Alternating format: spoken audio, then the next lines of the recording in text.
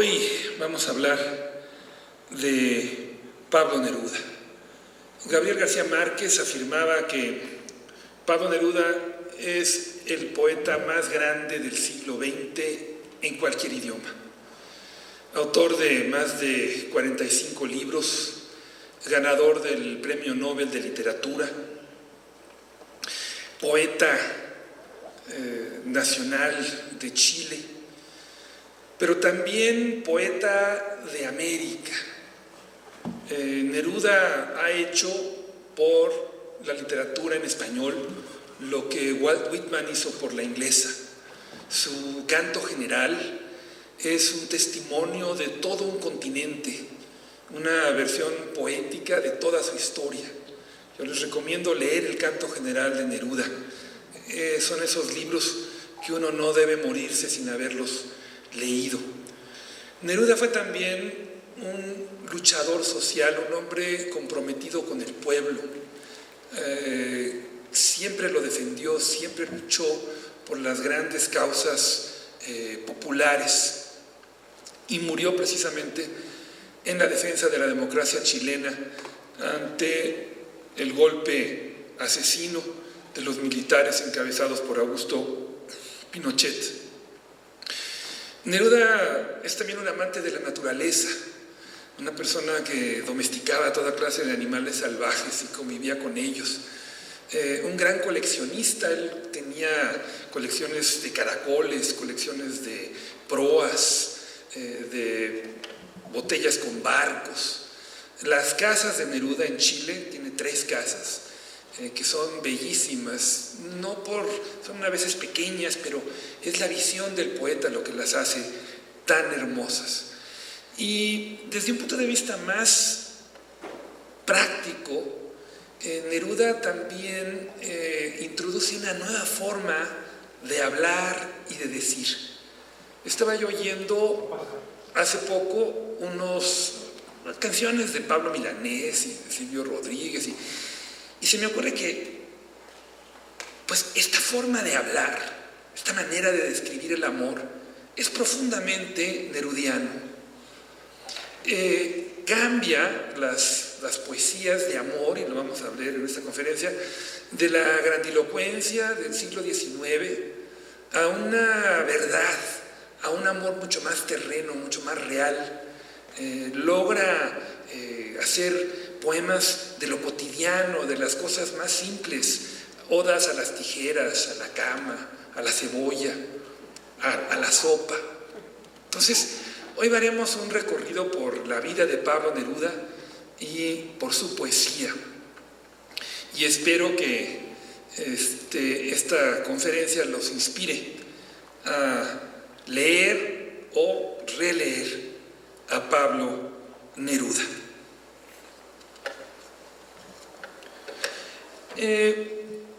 El nombre real, el nombre, digamos, en su acta de nacimiento, es Ricardo Neftalí Reyes Basualto. Él nació un 12 de julio de 1904 en Parral. Esta es una foto de su madre, Rosa Basualto, que murió cuando Neruda, en ese entonces no era Neruda, era Neftalí, tenía apenas un mes. Entonces nunca conoció a su madre. Dicen que la madre era también una persona que le gustaba escribir versos, pero lo único que conoció de ella es este retrato. Y aquí vemos a Neruda de niño. Él decía que su único personaje inolvidable era la lluvia, que la lluvia chilena pues es muy diferente a la lluvia tropical. En Centroamérica o en México la lluvia a veces es intensa y corta, mientras que en Chile pues es una lluvia que dura horas, fría. Neruda recordaba que cuando llegaban a la casa los zapatos eran como pequeñas hornazas, ¿no?, con los calcetines y saliendo vaporcito de los zapatos de los niños. Y entonces crece la familia se mueve a Temuco, que está en el sur de Chile, ya cerca de la Antártica. Y entonces, pues él crece en este bosque, en estas flores. Él diría: quien no conoce el bosque chileno no conoce este planeta. Y diría: de aquellas tierras, de aquel barro, de aquel silencio. Esta es la flor característica de Chile, el copihue. Entonces dice: de aquellas tierras, de aquel barro, de aquel silencio, he salido yo a andar, a cantar por el mundo. El padre, José Carmen Reyes, era un hombre muy estricto, estaba acostumbrado a mandar y a hacerse obedecer. Y su trabajo era pues poner piedras en los rieles del tren, porque en Chile los vientos son tan intensos que si no se pone toda una cantidad de piedras sobre los durmientes, pues el viento se lleva los trenes. Entonces tenía un equipo de hombres que eran hombres muy rudos. Algunos habían sido inclusive expresidiarios o excriminales, eran personas cuyo trabajo era romper estas rocas enormes y entonces ir por todos estos lugares poniendo estas piedras para asegurar que los trenes no se volaran, ¿verdad?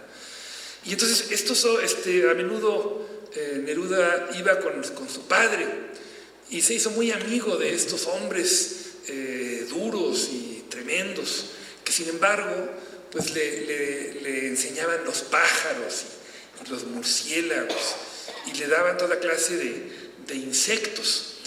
Los escarabajos chilenos son maravillosos. Hay algunos que son tan grandes que uno se puede parar sobre ellos sin lastimarlos. Y también está la presencia de los indígenas mapuches, muy explotados, primero con pólvora, después con alcohol, y muchos de ellos pues no sabían leer, y entonces en las tiendas, en lugar de escribir lo que se vendía, ponían estos como íconos, tijeras o lo que estuvieran vendiendo. Entonces estas imágenes y esta injusticia que vivían estos seres humanos fue algo que impactó a Neruda muy de cerca y que se quedaría con él toda su vida. Afortunadamente su padre se volvió a casar con doña Trinidad Candia Marverde y pues fue una mujer dulce que quiso mucho a Neruda y que él llamaba mamadre, ¿no? Y entonces, sin embargo, pues el padre se encargaba de hacer horrible hasta las cosas placenteras. Por ejemplo, en una ocasión consiguió una casa en Puerto Saavedra que estaba dando al mar y los niños no sabían nadar y sin embargo me insistía, híjole, se me paralizó, mano. Insistía en que se metieran al mar aunque no supieran nadar, y ya cuando estaban a punto de ahogarse, entonces sacaba su silbato de ferroviario y los hacía que se salieran del agua. Pero ese es el tipo de autoridad que ejercía. Oye, en cabina no está funcionando el control.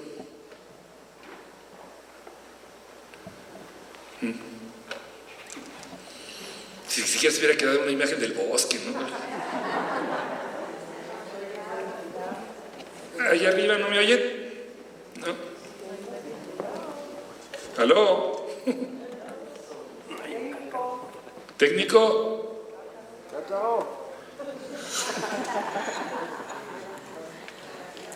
Y está escarpada la escalera.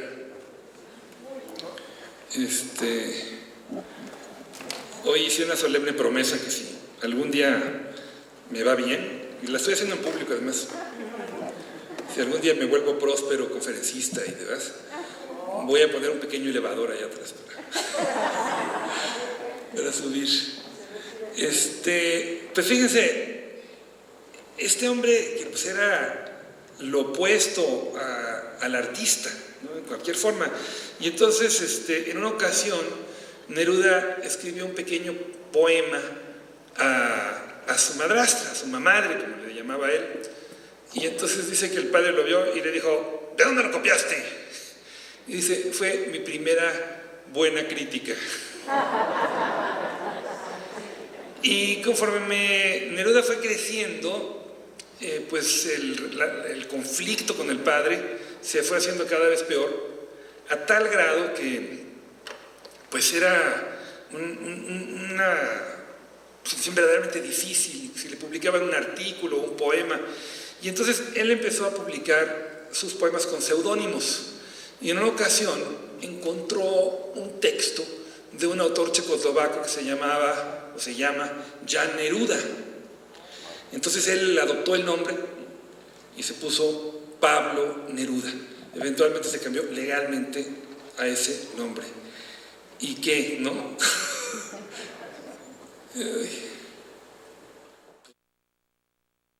Y fíjense que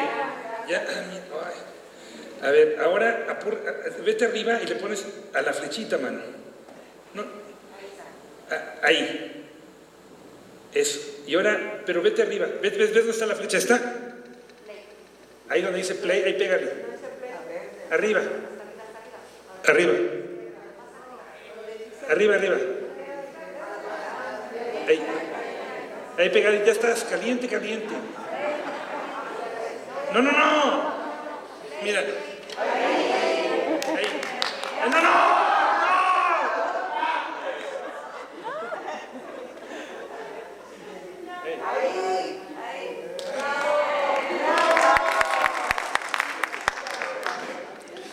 Entonces fíjese, este es el mar al que este señor obligaba a sus hijos a meterse a fuerza. Ahora, fíjense que encontró Neruda un día una caja enorme que tenía una gran cantidad de cartas de amor de un tal Enrique a una María Tillman. Entonces leyó estas cartas que le mostraron otra forma de usar el idioma. Y después él mismo se enamoró de una niña llamada Blanca Wilson. Y entonces él le hacía un poema y ella le regalaba un membrillo, que desde luego Neruda jamás se comía. Y entonces se fue llenando de membrillos y de poemas. Y Neruda sintió el momento en que llegó la poesía a su vida. Esto a mí me parece de lo más emocionante. O sea, a todos los artistas puede ocurrirnos, pero el cobrar la conciencia de en qué momento te tocó el hada, ¿no? Es algo bellísimo. Entonces, fíjense, lo dice Neruda y dice: y fue a esa edad, llegó la poesía a buscarme. No sé de dónde salió, de invierno o río, no sé cómo ni cuándo. No eran voces, no eran palabras, ni silencio. Pero desde una calle me llamaba, desde las ramas de la noche, de pronto entre los otros, entre fuegos violentos o regresando solo, allí estaba sin rostro y me tocaba.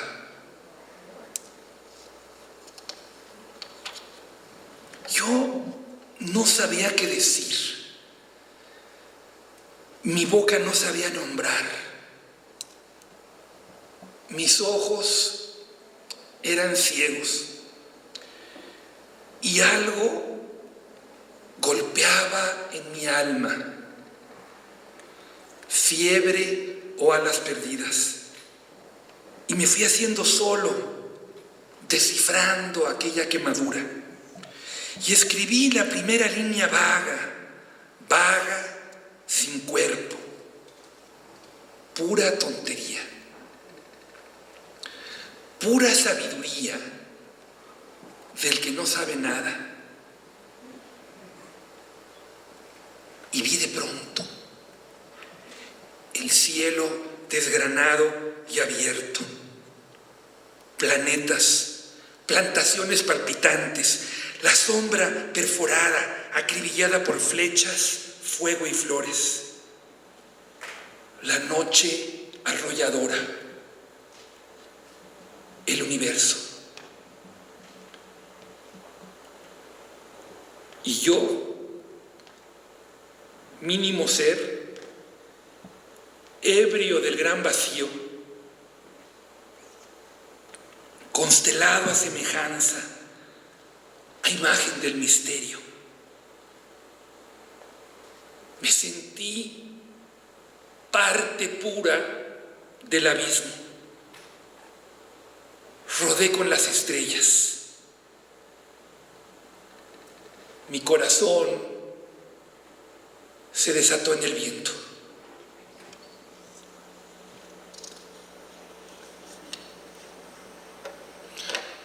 Qué precioso, ¿no?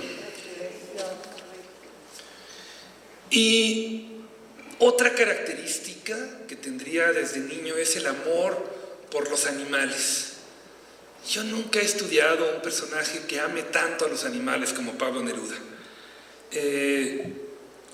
Describe que de niño un día se encontró estos cisnes chilenos bellísimos, que son cisnes que tienen un cuello negro, un pico amarillo y ojos anaranjados, y estaba golpeado y agonizante el cisne, y entonces Neruda le fue dando de comer poco a poco y lo llevaba a nadar y lo logró restablecer.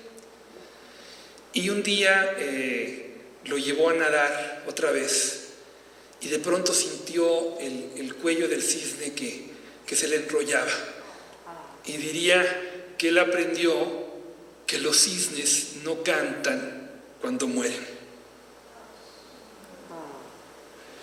Y la otra parte fundamental de su vida es la literatura, el descubrimiento de la literatura, desde los cuentos de Salgari hasta Buffalo Bill, ¿verdad? O Coster, las novelas de aventuras. Y después, un día, llegó a su pueblo una mujer indígena, alta, muy distinguida, llamada Gabriela Mistral, que también ganaría el premio Nobel. Y Gabriela le aconseja a Neruda leer novelas rusas. Entonces, pues empieza a andar a caballo, a recorrer los sitios cercanos y empieza a tener aventuras. Un día llega a una casa donde vivían 3 hermanas francesas, y cuando se enteran de que a Neruda le gustaba Baudelaire, pues le hacen una cena exquisita, ¿no? Pero a mí una prosa de Neruda que me conmueve tiene que ver con su descubrimiento del amor. Él llega a un campamento, el campamento de los Hernández, y entonces ellos están cortando la paja, ¿no? La era. Y entonces hacen una gran montaña de la paja y ahí se meten a dormir. En esta montaña enorme se meten a dormir los muchachos y las parejas pues están en el campamento. Entonces fíjense, dice, él está dormido y diría, desperté de pronto porque algo se aproximaba a mí. Un cuerpo desconocido se movía debajo de la paja y se acercaba al mío. Tuve miedo. Ese algo se animaba lentamente. Sentía quebrarse las brisas de paja aplastadas por la forma desconocida que avanzaba. Todo mi cuerpo estaba alerta, esperando. Tal vez debía levantarme y gritar. Me quedé inmóvil. Oía una respiración muy cercana a mi cabeza. De pronto avanzó una mano sobre mí, una mano grande, trabajadora, pero una mano de mujer. Me recorrió la frente, los ojos, todo el rostro con dulzura. Luego Una boca ávida se pegó a la mía y sentí a lo largo de todo mi cuerpo, hasta mis pies, un cuerpo de mujer que se apretaba conmigo. Poco a poco, mi temor se cambió en placer intenso. Y bueno, dice que de pronto esta mujer se queda dormida. Y entonces Neruda está muy preocupado, pensando que pues, va a despertar y el marido los va a encontrar ahí, ¿no?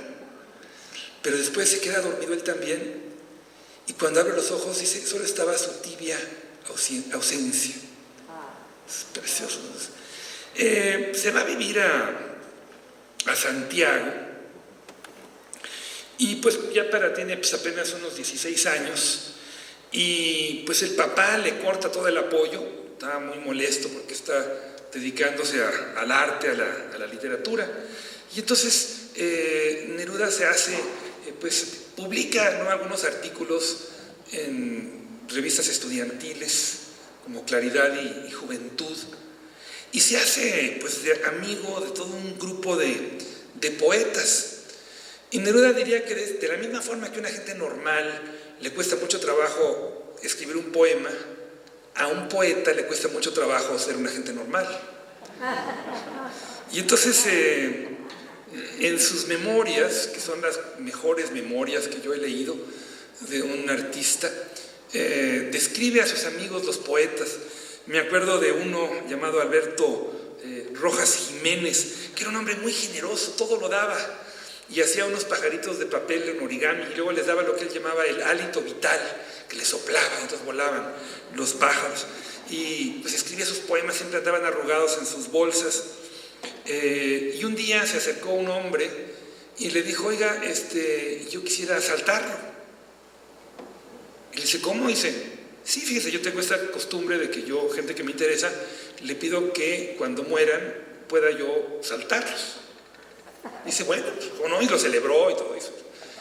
Y entonces después, en una noche que él pues regaló hasta la chamarra que tenía, le dio una pulmonía y murió. Entonces estaban velando y llegó un misterioso señor y saltó sobre el ataúd.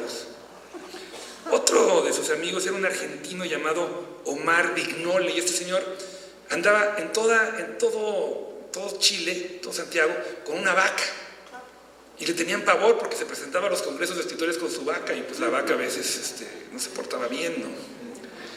Y luego hacía sus libros, ¿no? Lo que me dijo la vaca, yo y mi vaca, y así, ¿no? Y un día, pues este señor Vignoli desafió a un luchador que se llamaba el Estrangulador de Calcuta.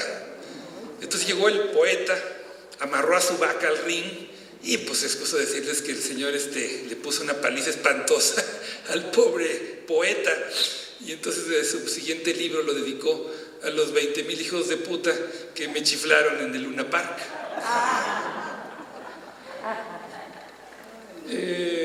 Y bueno, está en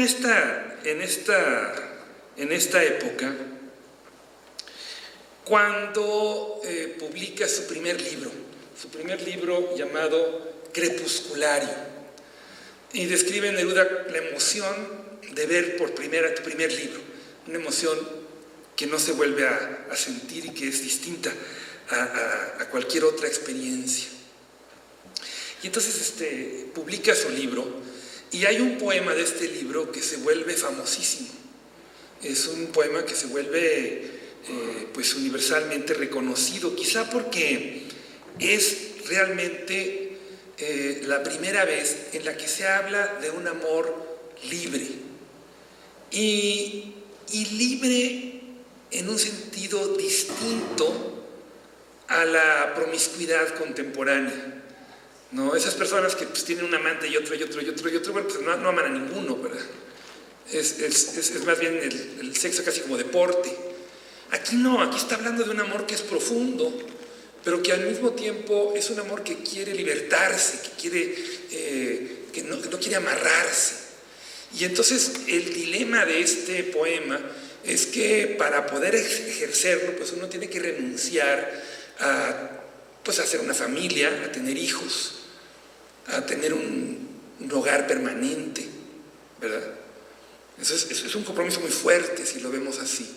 Y este poema habla de estas cosas con gran naturalidad. Entonces yo quiero compartir con ustedes Farewell. Y mi tía es una madre para mí, Margarita Contreras. Es una bella obra inspirada en este poema que se llama Farewell, que voy a intentar decir para ustedes. Lo malo de tenerlos aquí con el texto es que... Pero bueno, les voy a platicar antes la historia de cómo este poema le salvó la vida a Neruda. Porque fíjense que entonces se pusieron de moda los tangos. Entonces, pues los tangos implicaban no solamente los bailes, sino que también pues, se llenó de truanes y de ampones, los cabarets. Y los poetas se vestían así como ven ustedes a Neruda, todos de negro y con estas capas, que no era por excéntrico, eran por pobres, porque esas son las capas que le mandaba el padre, ¿no? Que se las daban como ferroviario. Entonces en una ocasión Neruda estaba con su capa y un ampón pues ya lo retó a golpes y pues lo iba a matar. Y de pronto lo reconoce y le dice, pero si tú eres Pablo Neruda, el poeta, el autor de Farewell. Y se queda diciendo el poema y Neruda salva la vida. Así que fíjense ustedes, este poema. Les decía que lo malo de tener los textos aquí es que si me equivoco se dan cuenta rápidamente.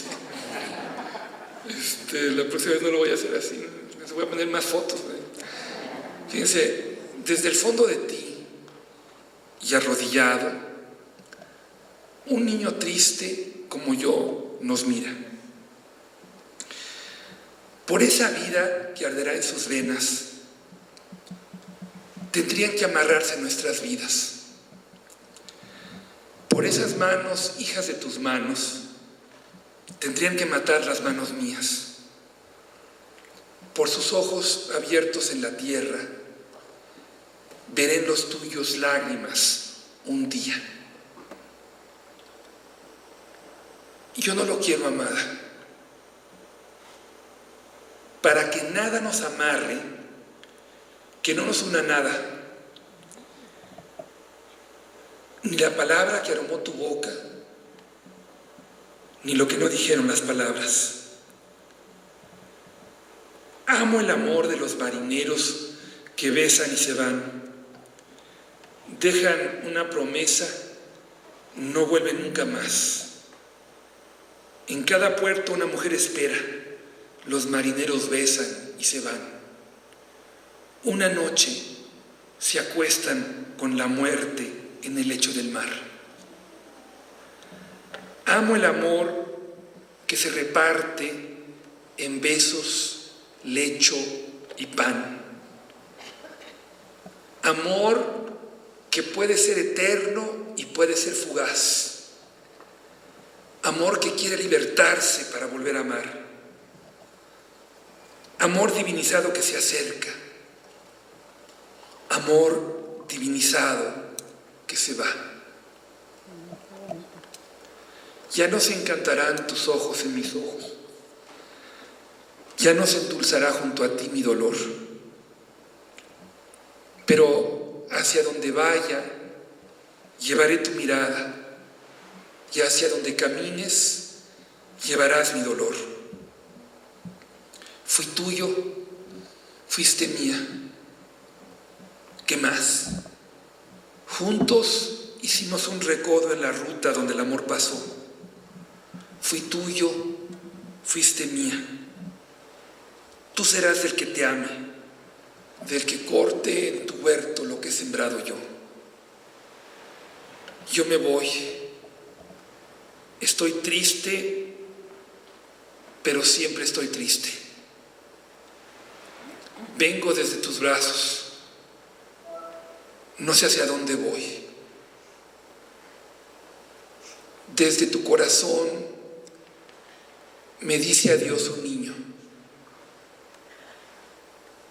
Y yo le digo adiós.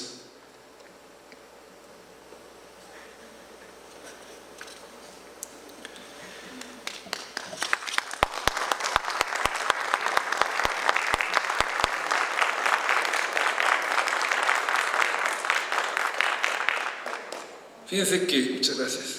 Fíjense que Neruda regresa a Temuco, a su pueblo, y entonces en una noche está llena de estrellas y se siente inspiradísimo y hace un poema así de inspiración muy heroico que se llamaría El hondero entusiasta.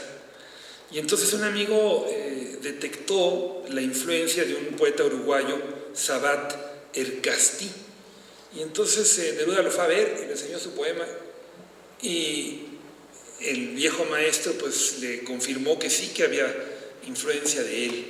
Y entonces, desde entonces, Neruda desconfía de la inspiración y cree en el trabajo paciente, cotidiano, dedicado, y no en la inspiración repentina, ¿no?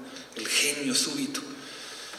Su siguiente libro, si Neruda no hubiera escrito nada más, le habría garantizado pues una fama mundial. Es 20 poemas de amor y una canción desesperada. Se ha dicho, ¿no?, que estos poemas fueron inspirados por dos mujeres, Marisol, una muchacha campesina, y Marisombra, una muchacha de la gran ciudad, aunque parece ser que pues, la inspiración definitiva fue Albertina Azócar, de quien Neruda estuvo secretamente enamorado. Concluye este hermoso libro con la canción Desesperada, que es una poesía que compuso en un barco después de haber leído Juan Cristóbal. Y bueno, pues si me aplaude mucho al final, como encore, les diré el poema 20. Y bueno, pues con sus libros había ganado algunos premios, y entonces tenía cierto prestigio, y logra, a través de un amigo, que el ministro de Relaciones Exteriores de Chile, don Víctor Bianchi lo recomienda con el secretario, y entonces lo hacen cónsul de Chile en Rangún, imagínense ustedes. Y pues allá se va en un largo viaje, en un barco que se llama el Badem, con su amigo Álvaro Hinojosa, y van por Brasil, por Lisboa, por España, París, Marsella, ¿no? Es un viaje larguísimo. Y su amigo Álvaro Hinojosa, también poeta, pues era muy bueno para seducir a las muchachas, ¿no? Tenía ya todo una estrategia muy dominada, donde hacía como que le leía la mano a Neruda. Entonces las muchachas se acercaban y él les leía la mano a las muchachas, y inevitablemente su lectura concluía con que ellas iban a acabar en su camarote, ¿no? Y así pasaba. Y un día, pues les presentan a un hombre que era riquísimo, un millonario. Entonces los lleva al restaurante más exquisito ahí de París, pero se queda totalmente borracho el hombre, y pues no puede ni pagarla y se queda ahí. Y entonces pues tienen estos que darse sus pasaportes, en fin, hacer qué hacen. Y Álvaro se va con la acompañante, con la muchacha con la que iba el millonario. Y a las 3, 4 de la mañana le toca a Neruda y le dice: tienes que probarla, es extraordinaria. Y entonces Neruda la prueba y constata que sí, que en efecto, que tenía un extraño magnetismo. Imagínense cómo debe haber sido, porque pues digamos, estos eran bastante experimentados, ¿no? Y entonces se dan cuenta que la atracción, la sensualidad de esta mujer era tal que pues iban a acabar quedándose ahí. Y entonces deciden rápidamente huir y retomar su viaje a Rangún, a donde llega en 1927. Y en Rangún pues es una soledad total, estos puestos diplomáticos donde les pagan poquito y irregular, donde las cartas promedio a Chile tardaban a veces hasta 3 meses en llegar, donde no hablaba el idioma, no entendían las costumbres, veía estas ceremonias terribles de la diosa Kali, o había estos templos llenos de serpientes. En fin, no entiende nada, es una depresión, un aislamiento total en el que vive. Y pues otra vez se conecta con los animales y adopta una mangosta, esos animalitos feroces, que matan a las cobras y a las boas, ¿no? Imagínense. Y entonces este animalito vivía con Neruda y decía que inclusive sentía la respiración agitada de un animal salvaje, que se había completamente domesticado con Neruda, y le pone Kiria a su mangosta y se vuelve inseparable. Kiria está con él noche y día sobre sus documentos, en su poesía, duerme con él. Y un día pues llegan los aldeanos y le dicen: oiga, fíjese, señor Neruda, que pues hay una terrible cobra y pues Kiria tiene que hacer su deber, tiene que ir a enfrentar la cobra. Y entonces pues Neruda lleva a su mangosta, la pone ahí en el piso, y justo cuando ve a la cobra atacar, Kiria da la media vuelta y se va corriendo de regreso a la cama de Neruda. Y también en Oriente, Neruda prueba el opio. Y pues me imagino, a mí siempre me ha dado mucha curiosidad, ¿no?, que se siente el opio. Y qué mejor que un hombre como Neruda nos describa la sensación de fumar opio.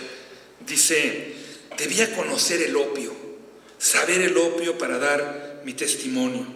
Fumé muchas pipas hasta que conocí. No hay sueños, no hay imágenes, no hay paroxismo. Lo que hay es un debilitamiento melódico, como si una nota infinitamente suave se prolongara en la atmósfera. Hay un desvanecimiento, una oquedad dentro de uno. Cualquier movimiento del codo, de la nuca, cualquier sonido lejano de un carruaje o un bocinazo o un grito callejero entran a formar parte de un todo, de una reposante delicia. Pues describen, ¿no?, toda esta sensación del opio, y cómo los que usan el opio pues muchas veces son las gentes más pobres, ¿no? Y también en Rangún pues descubre el amor en una mujer que se llamaba Josie Bliss. Y Josie Bliss pues era una mujer que de día se vestía como inglesa, pero de noche sacaba todo su calidad birmana, y hacían el amor de una forma extraordinaria. Pero lo malo es que Josie era tremendamente celosa. Entonces, después de estas agitadas noches de amor, Josie sacaba un largo cuchillo birmano y se paseaba una y otra vez enfrente de la cama de Neruda, pensando si debía de matarlo o guardarlo para otra noche de amor. Finalmente ella lo sigue, ¿no? Entonces finalmente se despiden y dice que los dos se despiden llorando, y él pues escribiría sobre Josie muchas veces después en sus libros. Y pues otra característica del servicio exterior chileno era que continuamente los estaban moviendo. En 1928 lo mandan a Ceilán, y en Ceilán él conoce nada menos que a Mahatma Gandhi y a Nehru, el gran estadista hindú, y conoce de los elefantes y cómo los domestican. Quiere adoptar uno, pero no se puede. Pero después lo mandan a Batavia y a Singapur,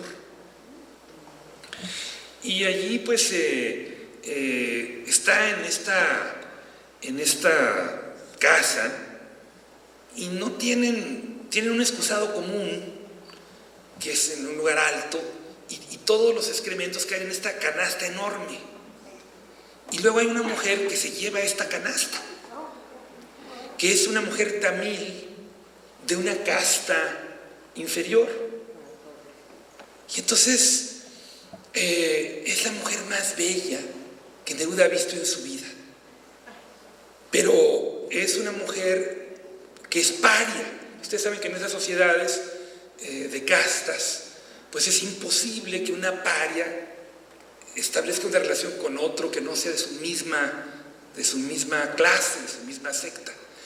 Y entonces dice Neruda que un día, pues que le dejaba a su paso, o sea, que parecía una diosa, con esta gran canasta de excrementos, y pasaba esta mujer como una diosa de belleza, ¿no? Y le dejaba regalitos a su paso. Y un día la toma de la mano y se la lleva a su cuarto y le hace el amor, pero dice, era como hacerle el amor a una muerta. Esta mujer perfecta, bellísima, similar a las diosas de la fecundidad hindú, y que sin embargo no podía responder a su amor. Sigue viajando y eventualmente conoce a una holandesa, Margaret Hagenaar, con quien se casa y tendría una hija. Aquí ven ustedes el comunicado de matrimonio.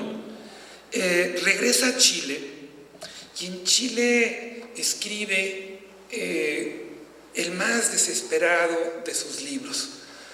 Es un testimonio de toda la miseria que había visto en Oriente. A Neruda le molestaba mucho esta versión superficial, hollywoodense, que nos retrata en un Oriente exótico y a modo. Lo que ve es una masa sufriente de seres humanos. Y entonces captura esta soledad, este aislamiento, esta miseria. Y es un libro tan dramático que ha habido muchos suicidios de personas que han leído Residencia en la Tierra. Y quiero compartir fragmentos de uno de los más famosos poemas de este libro. Se llama Walking Around y dice: sucede que me canso de ser hombre. Sucede que entro en las sastrerías y en los cines marchito, impenetrable, como un cisne de fieltro navegando en un agua de origen y ceniza. El olor de las peluquerías me hace llorar a gritos. Solo quiero ser un descanso de piedras o de lana.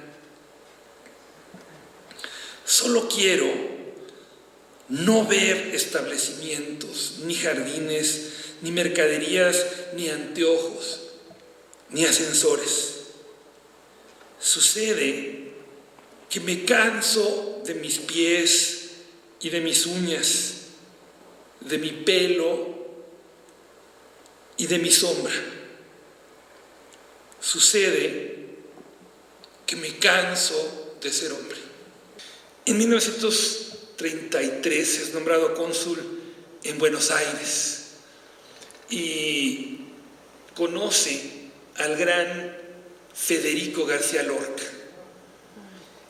Con García Lorca la amistad es tan estrecha que logran hacer poesía a la limón. Torear a la limón es cuando tiene una conexión tan estrecha con otra persona que una gente puede hacer un pase y el otro puede continuar el pase.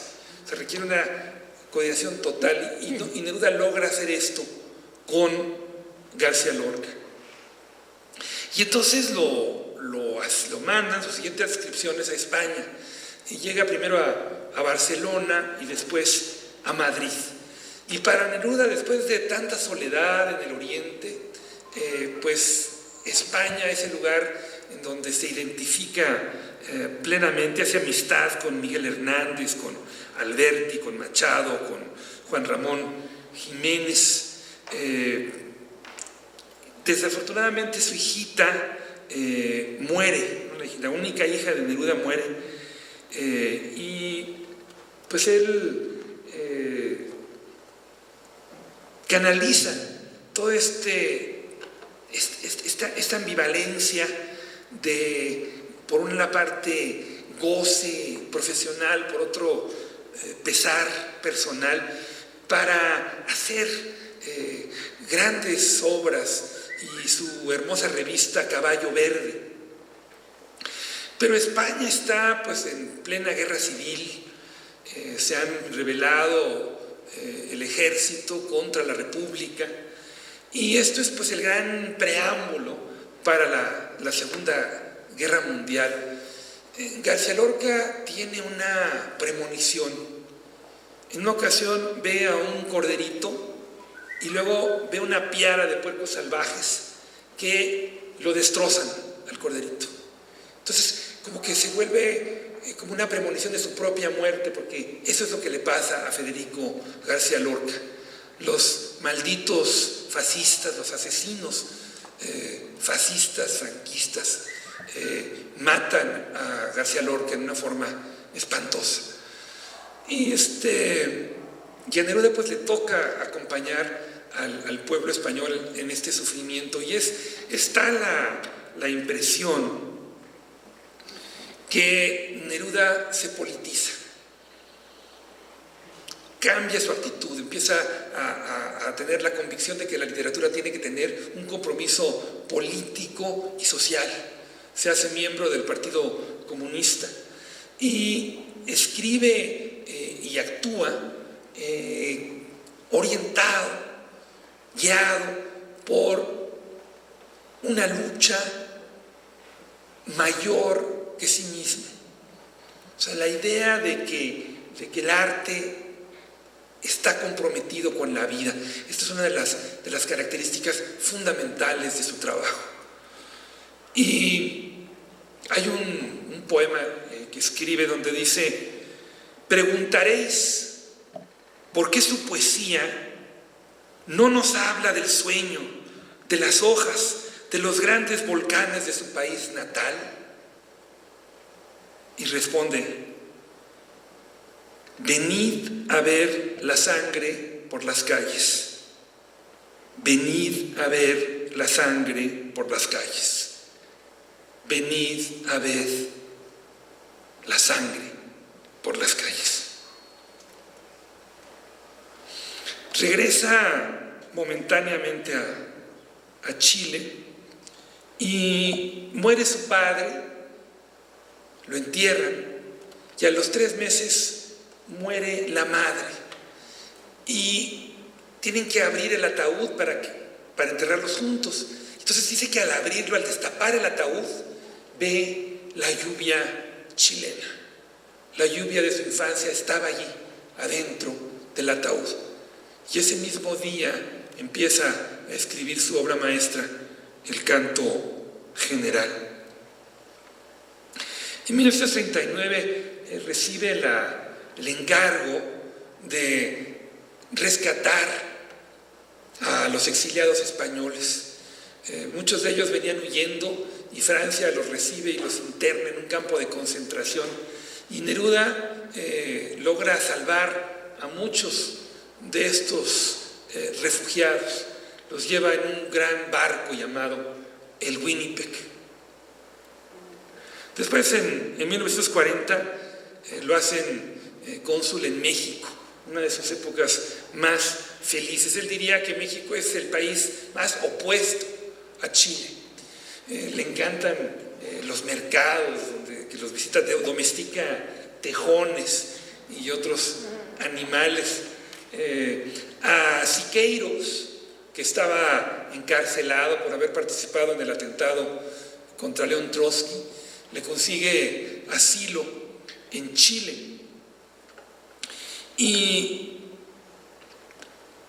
crea cosas bellísimas en México, como la elegía a Silvestre Revueltas.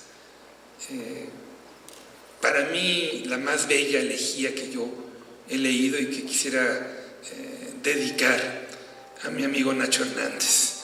Y concluye así, dice: reposa, hermano, el día tuyo ha terminado. Con tu alma dulce y poderosa lo llenaste de luz más alta que la luz del día y de un sonido azul como la voz del cielo. Ahora son las estrellas de América tu patria, y desde hoy Tu casa sin puertas es la tierra.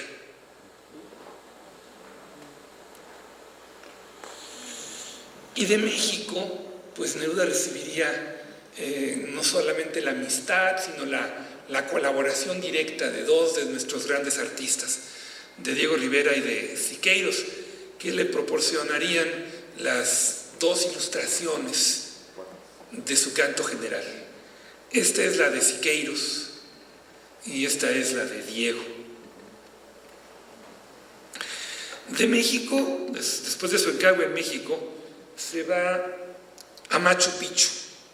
Sigue escribiendo el canto general, es un libro que le llevaría varios años.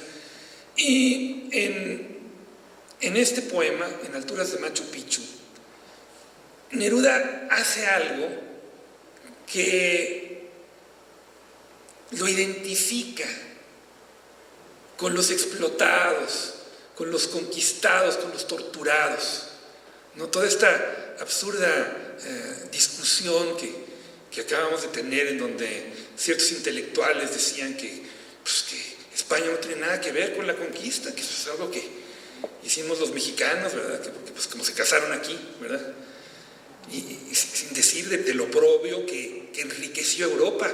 ¿De dónde salieron esas catedrales? ¿De dónde salieron esos palacios de los que sigue disfrutando la nobleza europea? ¿No? ¿De dónde? Del robo, del abuso, del crimen, ¿no? Del robo compartido, porque de ese oro que se robaban los españoles, pues parte se lo robaban los ingleses, y ya en Europa se lo repartían. Y toda esa gran riqueza, y toda esa paz, y esas instituciones, pues se construyen sobre el robo y el oprobio de América, ¿no?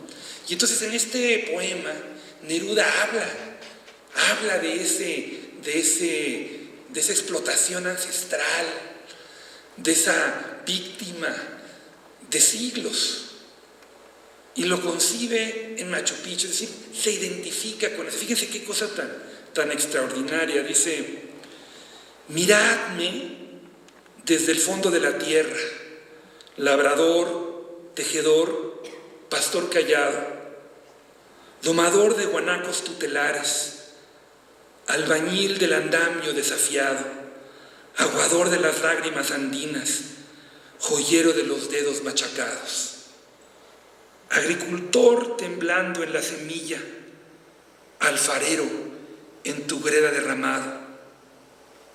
Traed a la copa de esta nueva vida vuestros viejos dolores enterrados. Señaladme la piedra en que caísteis y la madera en la que os crucificaron. Encendedme los viejos pedernales, las viejas lámparas, los látigos pegados a través de los siglos en las llagas y las hachas de brillo ensangrentado. Yo vengo a hablar por vuestra boca muerta.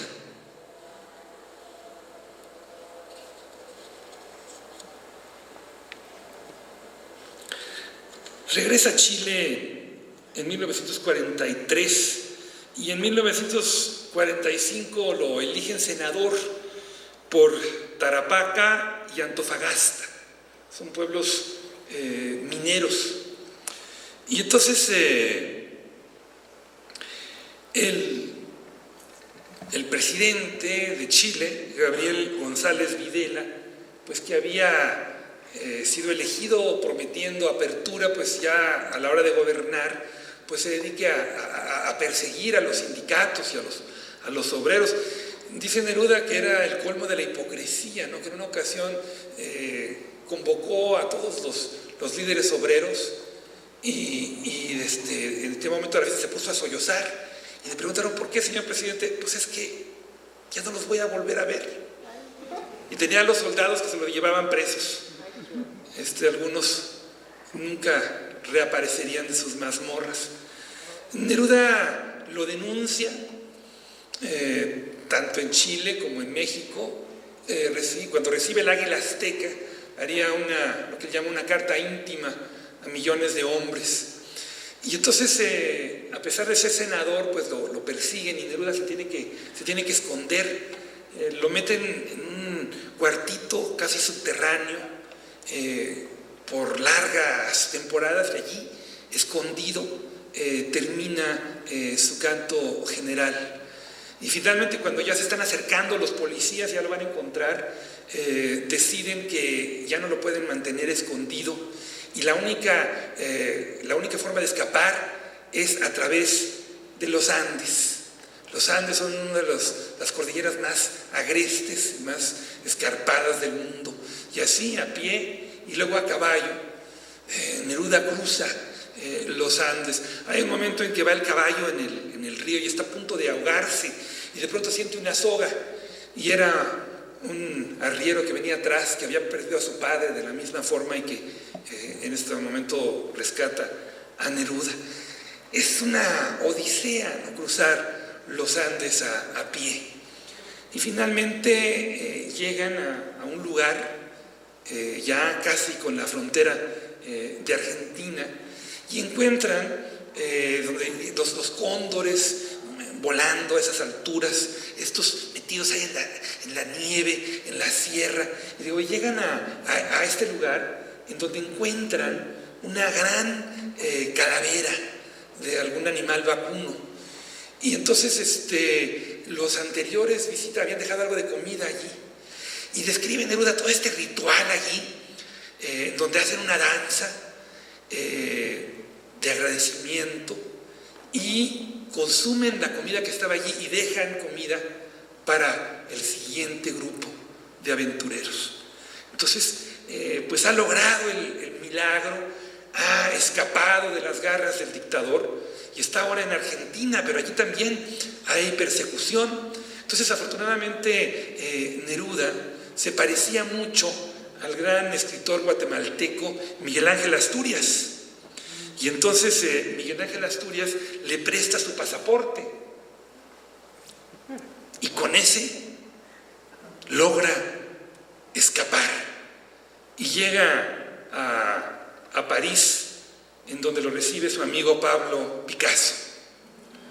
Entonces está en Europa, viaja por Oriente, llega a la Unión Soviética, donde descubre la pesca ártica, en donde hacen un agujero en la nieve y meten una línea, y haría todo un ensayo, ¿no?, de cómo eso se parecía a encontrar la inspiración poética. Recibe el premio Stalin de la Paz, inclusive compone un poema para Stalin. Es algo que se le critica mucho porque él nunca rectifica, a pesar de que Stalin, dentro de la vida de Neruda, es denunciado, ¿no?, por sus crímenes. Finalmente, pues llega a Italia y pues lo circunscriben a la isla de Capri, o de Capri. Y aquí ahora, pues había tenido, pues en España, después de su separación de la holandesa, había vivido con Delia del Carril y ahora tiene una nueva mujer, Matilde Urrutia, que sería pues su compañera definitiva.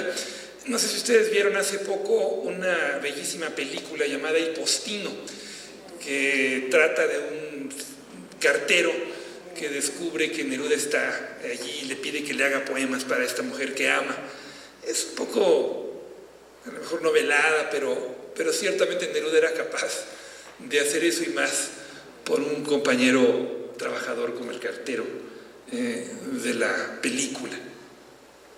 Y aquí vemos a Matilde, a quien dedica los versos del Capitán, que es un libro que circula anónimamente por muchos años.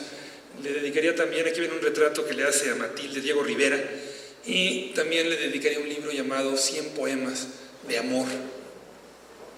Y con Matilde él regresa a todos estos lugares de Oriente en donde había estado de joven. Finalmente, en 1952 puede volver a Chile. Y en Chile él cambia su narrativa. Hace odas a las cosas más simples. Por ejemplo, hay una dedicada a las tijeras y las compara como pájaros en las peluquerías. Y si se fijan, pues sí, así son las tijeras. Y describe qué considera él que debe de ser la poesía. Algo que a mí me parece extraordinario. Fíjense, dice: es muy conveniente observar los objetos en descanso, las ruedas que han recorrido largas distancias, los barriles, las cestas. De ellas se desprende el contacto con el hombre. La confusa impureza de los seres humanos se percibe en ellas. Y agrega: así sea la poesía que buscamos, gastada por los deberes de la mano, penetrada por el sudor, oliente a orina y azucena.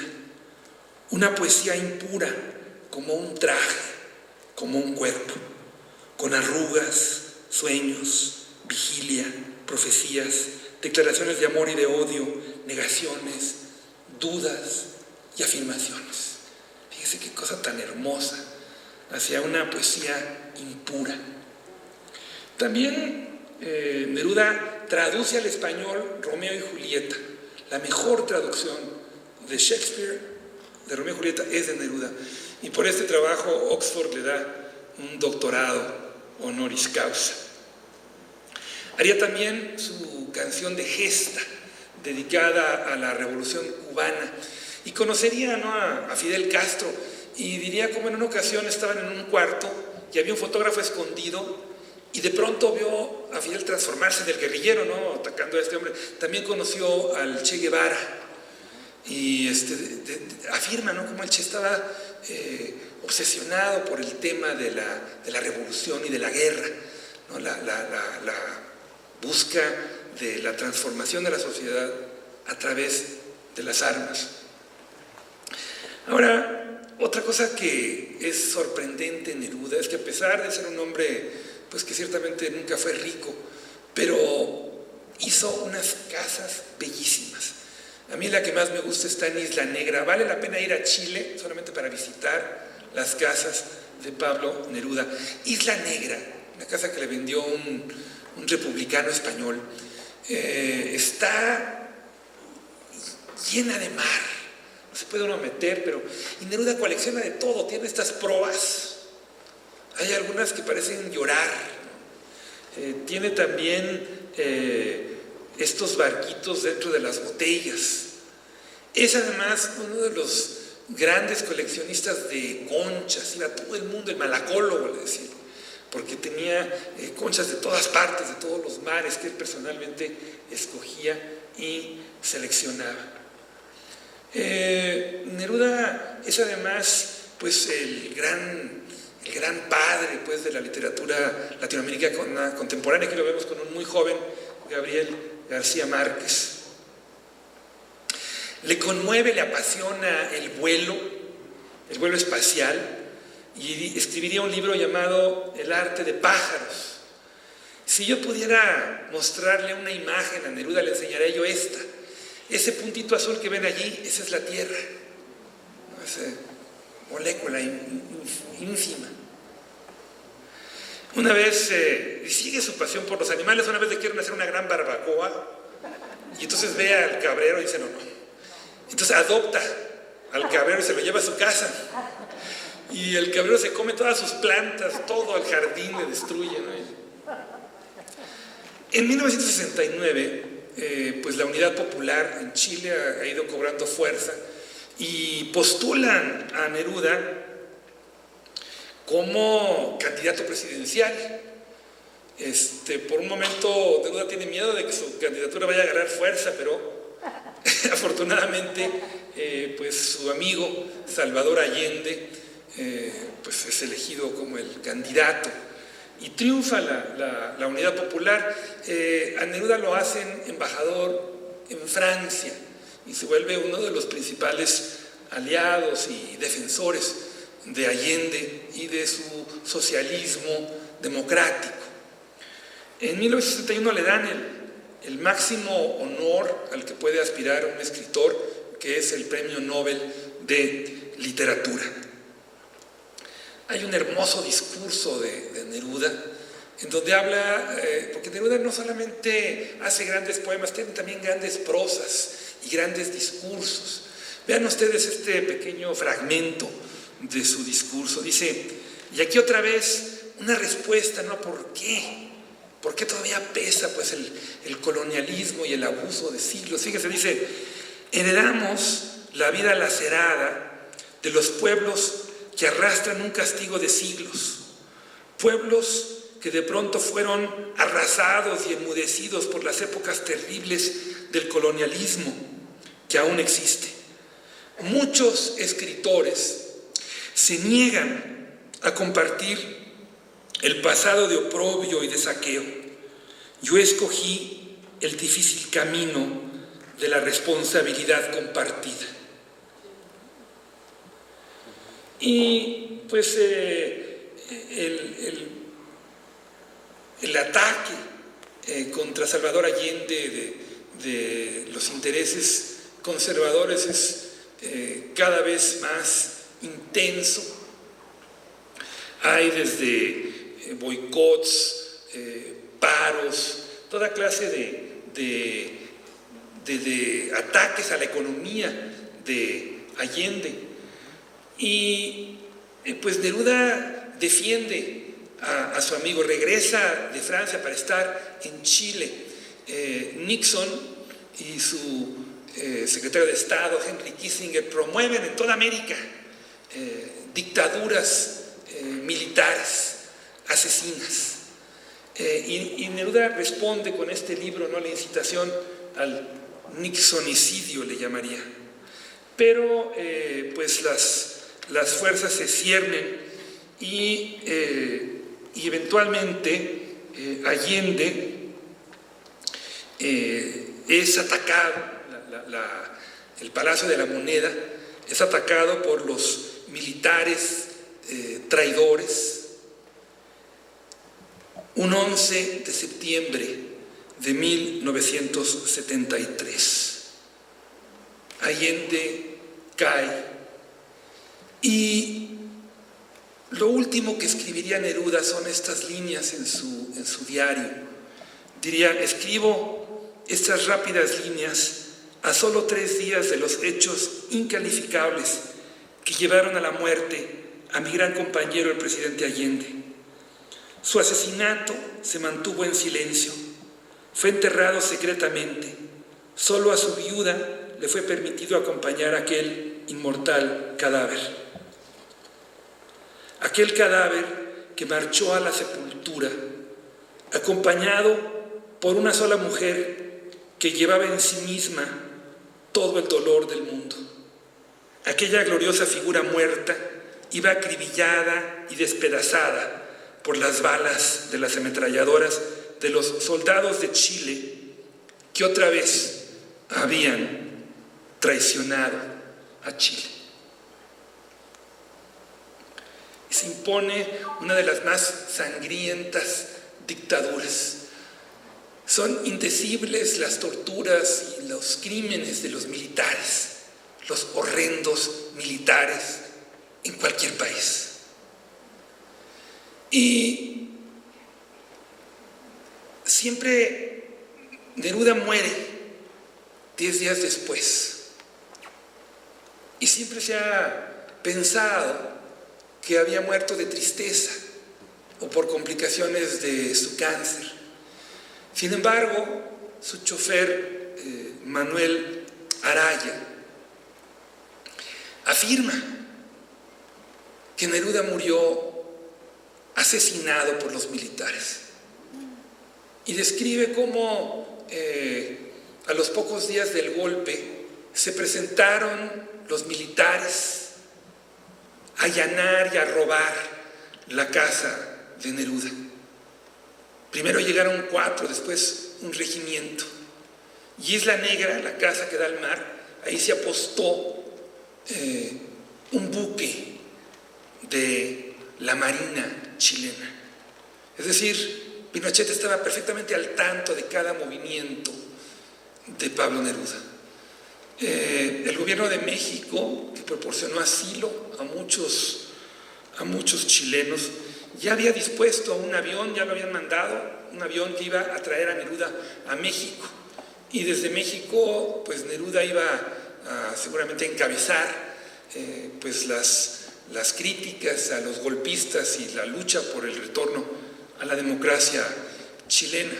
Entonces, antes de abordar el avión, lo internan en una clínica, la clínica de Santa María. Y Neruda manda a Matilde y al chofer a Isla Negra a que le traigan los manuscritos de su libro de memorias que estaba cumpliendo. Entonces se van, dejan a la hermana Laura a cargo de Neruda. Y entonces de pronto están en Isla Negra y les llega una llamada urgente de Neruda en donde dice que vengan rápido porque mientras estaba dormido había entrado un médico y le había inyectado en el estómago. El único tratamiento que Neruda hasta entonces había recibido era en pastillas. Entonces le inyectan en el estómago y lo encuentran afiebrado y rojizo. Y entonces los médicos le dicen al chofer: mira, necesitamos que te vayas por esta medicina que no tenemos aquí en la clínica. Y entonces se va el chofer, lo siguen 2 autos que eventualmente lo bajan, lo golpean, lo patean, le dan un tiro en la pierna y después lo llevan al Estadio Nacional, donde lo torturan salvajemente. Salva la vida de milagro gracias a la intervención del cardenal chileno. Neruda moriría unas horas después. Y han exhumado varias veces su cadáver y le han hecho toda clase de pruebas y no han encontrado ningún rastro de veneno, pero sí han determinado que no murió de cáncer y que tiene lo que llaman un estreptococo dorado, que es una bacteria muy agresiva que no se puede tratar con la penicilina. Ahora, yo pienso que la muerte de Neruda hay que verla dentro del contexto más amplio de la realidad chilena de ese momento. Pinochet y sus secuaces no solamente asesinaron a miles de chilenos a quienes se torturaron y mataron de la forma más violenta, sino que también organizaron una operación llamada la Operación Cóndor, en la que perseguían a todo aquel miembro prominente de la Unidad Popular en donde quiera que estuviera. Es tal el cinismo de estos militares que al canciller de Allende, Osvaldo Letelier, lo matan en Washington, D.C., en Estados Unidos. Le ponen una bomba en su coche. Lo mismo ocurre con el general Prats en Buenos Aires. Y ni Prats ni Letelier tenían una fracción de la influencia y la fama de Neruda. Entonces, a mí me parece muy probable, o sea, la idea de un Neruda en el exilio en México, denunciando a estos asesinos, pues debe haber sido algo que los militares chilenos estaban dispuestos a prevenir a toda costa. Por si faltaran datos extraños, en ese mismo hospital, unos años después, otro presidente democrático chileno, el presidente Frei, que entró por una condición mínima, también murió en condiciones extrañas. Y la clínica no tiene ni el expediente de Neruda ni el expediente de Frei. Al poco tiempo de la muerte de Neruda, sus casas son allanadas, robadas, se les cierra, ¿no? Finalmente ahora pues han logrado reabrirse. Y pues hay que decirlo, yo creo que la Fundación Pablo Neruda ha hecho una gran labor en términos de mantenerlas, de restablecerlas, de cuidar por el legado de Neruda. Y quiero terminar esta conferencia dedicada a Pablo Neruda con otro momento, otro fragmento de su discurso del Nobel, que dice: el poeta no es un pequeño Dios, no es superior a quienes ejercen otros oficios. Si el poeta llega a alcanzar esta sencilla conciencia, podrá convertirse en parte de una colosal artesanía que es la construcción de la sociedad. Solo con una ardiente paciencia conquistaremos la espléndida ciudad que dará luz, justicia y dignidad a todos los hombres. Así, la poesía no habrá cantado en vano. Muchas gracias.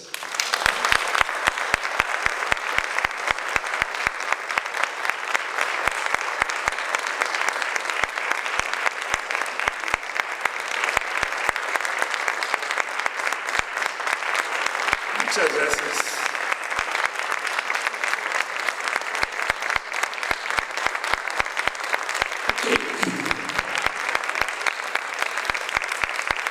Está bien. Ahí les va el poema 20. Dice así: puedo escribir los versos más tristes esta noche. Escribir, por ejemplo, la noche está estrellada y tiritan azules los astros a lo lejos. El viento de la noche gira en el cielo y canta. Puedo escribir los versos más tristes esta noche. Yo la quise y a veces ella también me quiso. En las noches como esta la tuve entre mis brazos. La besé tantas veces bajo el cielo infinito. Ella me quiso. A veces yo también la quería. ¿Cómo no haber amado sus grandes ojos fijos? Puedo escribir los versos más tristes esta noche.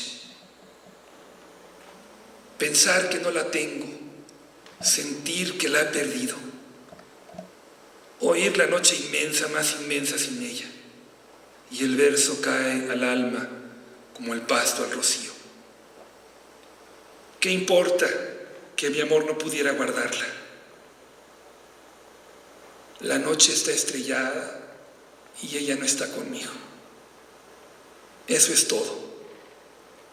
A lo lejos alguien canta. A lo lejos. Mi alma no se contenta con haberla perdido. Como para acercarla, mi mirada la busca, mi corazón la busca y ella no está conmigo. La misma noche hace blanquear los mismos árboles. Nosotros, los de entonces, ya no somos los mismos. Ya no la quiero, es cierto, pero cuánto la quise. Mi voz buscaba el viento para tocar su oído. De otro, será de otro, como antes de mis besos. Su voz, su cuerpo claro, sus ojos infinitos.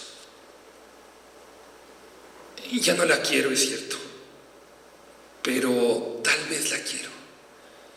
Es tan corto el amor y es tan largo el olvido, porque noches como esta la tuve entre mis brazos. Mi alma no se contenta con haberla perdido. Aunque este sea el último dolor que ella me causa y estos sean los últimos versos que yo le escriba.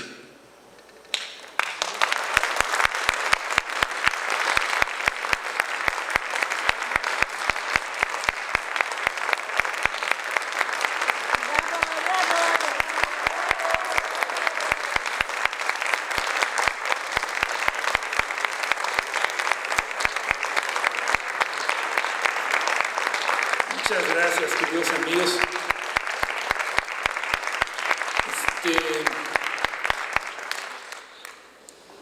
Vamos a hacer un pequeño paréntesis aquí en el CUC porque la UNAM entra en vacaciones.